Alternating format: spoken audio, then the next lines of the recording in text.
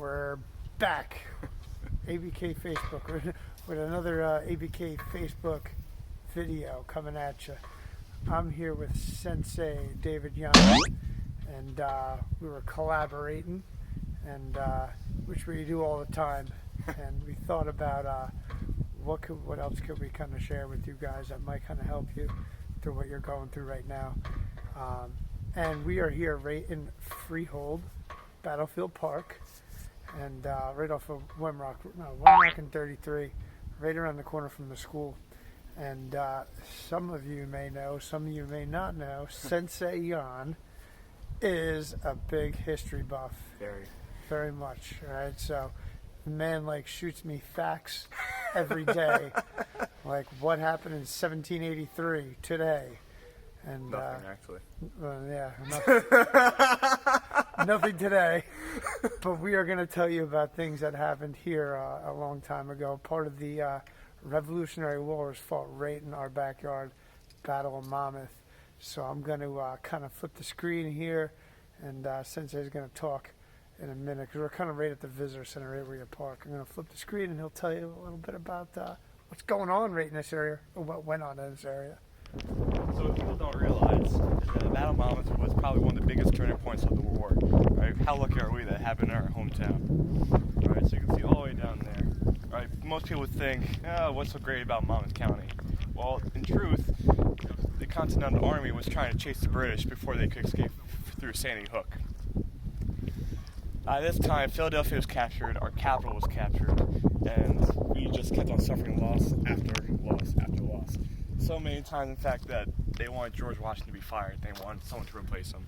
So he really needed a win bad. If you guys know about his winter in Valley Forge, you know he did not have much of an army left.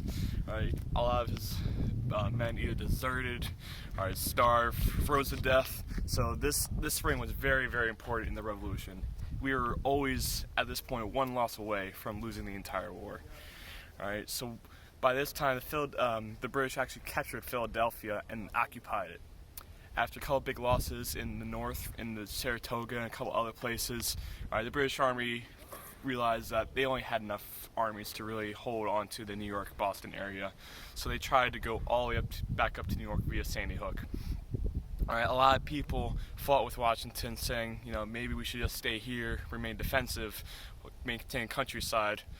But in reality, he knew that if they wanted to gain support of people around this area, gain more support for the war, keep his army alive, they had to go meet the British in open battle, something that was thought to be suicidal at the time. All right, so we're going to take a walk down there to that open field. All right, so as I was saying earlier, facing the British in the open field was nearly suicidal at the time. All right, they've been perfecting this art through centuries of warfare, and the U.S. had nothing more than really militia forces. I mean, town people that really volunteered to fight for the Continental Army.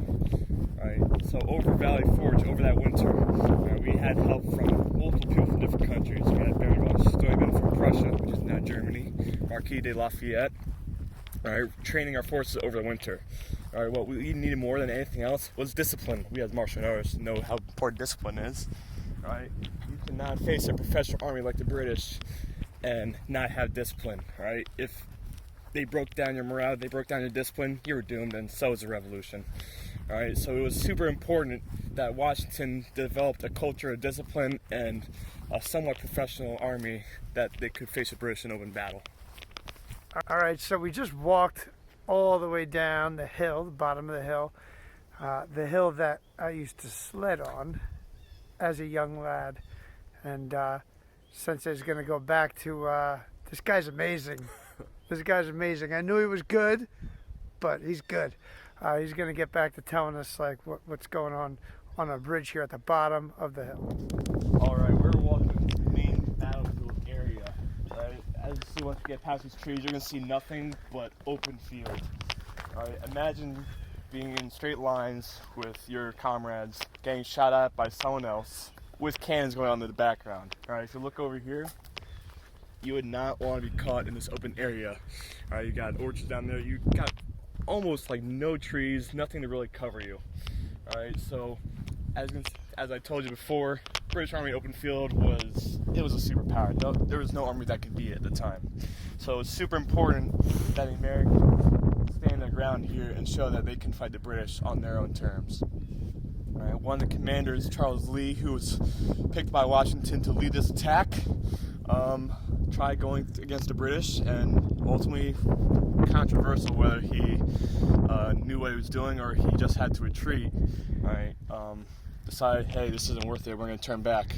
It wasn't until later in the day that Washington got into town and said, no, we're gonna take on the British right now. And he was able to organize a counteroffensive that really forced the British to retreat, something that they weren't expecting to be doing, and they had to rethink their plans. So, some people I bet you didn't realize even fought here along the Battle of Monmouth. We have George Washington, obviously, first president of the United States. We have Alexander Hamilton, who was part of George Washington's personal guard. We had Nathaniel Greene, very famous general. We had Henry Knox, all right, first Secretary of War in the United States. And we also had Anthony Wayne, who was actually the first commander of the American forces when we became a new nation. All right, so they might seem like an all-star team to us, but back then they were still trying to prove themselves. All right, they were up against their colonial powers, colonial mother country, and they really didn't think much about them. They thought they were just, this colonists who really didn't know anything about war, so they had a lot to prove out here. So if you see all the way down here, that's open field like I was saying before, right? Try standing in straight lines. People used to think, well, why are they fighting straight lines back then? Wasn't that kind of pointless? The answer is that's really how they fought back then. That was the conventional gentleman way to fight a war. You stood in straight lines, you fired volleys at each other, and if you broke, you were considered a coward. So not only were you forced to stay there by command, but if you left that line, you could have been shot, tried for treason, and if you knew George Washington as a commander, he had a very short temper and had no place for any cowards in his army. Right? It was very important that the men who served under him were able to hold their ground and stand up against the British. Unlike today, all right, we know it's a little cold outside today, we're wearing gloves. Back then, it was in the middle of June. It was so freaking hot.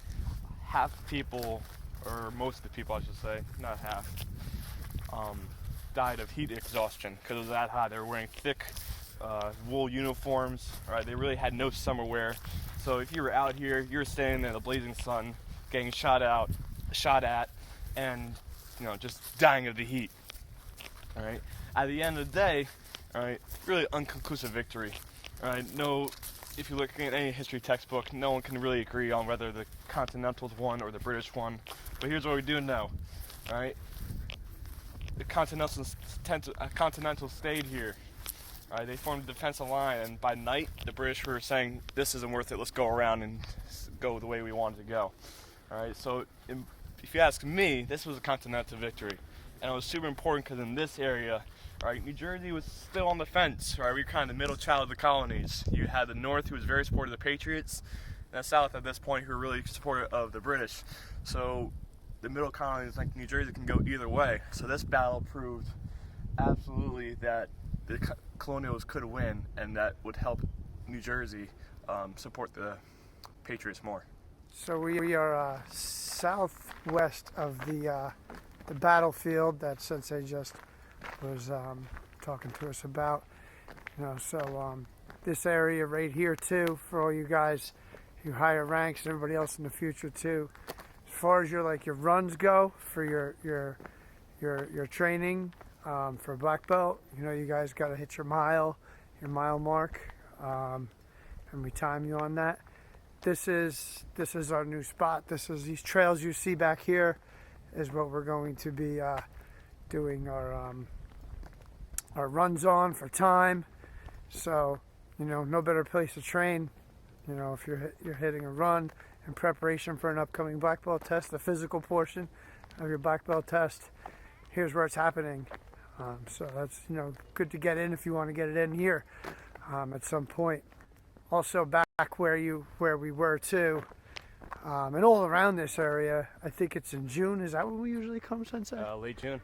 Late June. They have a whole Revolutionary War reenactment going on, and it's pretty cool. There's actors, and they camp here. they camp here, and they have all little everything set up from shops and just the entire reenactment, and they educate you on it. So it's a good opportunity for you to take advantage of in the late months of June. I'll be there. You'll see him there. We went together, I guess, a couple of years now, right? Last year. Last year. We did the year before too? Yeah, the year before too. And then we hit up our Civil War one at Alair State Park. We watched that too. I don't remember when that one's at. I don't know. I think that was around the same time, maybe. Yeah, but what's cool about here is this is the area actually took place. that it took place. So how cool is that? And you guys, we all get to live here. So we're back at the visitor center where we first started. You can see behind us, big giant cannon. Visitor center is closed for obvious reasons. But listen, all I can say is, wow, this guy. Man of many talents. This guy, a man of many. Who knew? Who knew? I mean, I knew, but I didn't know to what extent Sensei was as far as like a historian here. And I'm going to tell you what, I'm going to watch this video again to kind of recap and hear everything because, you know, we live here. This is our town, our freehold, this area, Monmouth County. And so he just kind of gave us a really, really good history on our county, our Monmouth County, and right here, Freehold, New Jersey. So if you look around, there is, you know, trails, picnic tables.